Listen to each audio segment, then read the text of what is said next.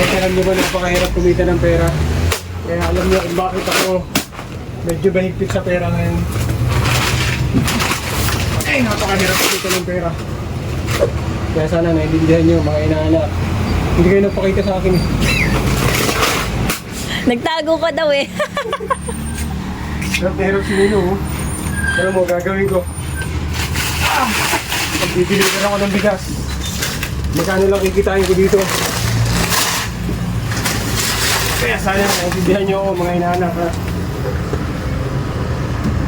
Pag marami ng pera si Nino, saka kayo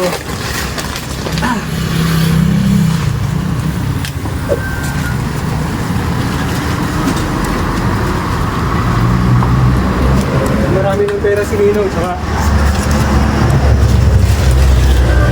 sige na, deliver pa ang inyong Ninong. Ay, kawawa. Ah, yun na naman.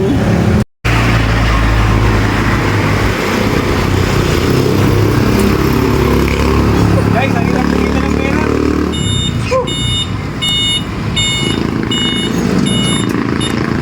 Napakahirap. Naiintindihan nyo sana ako.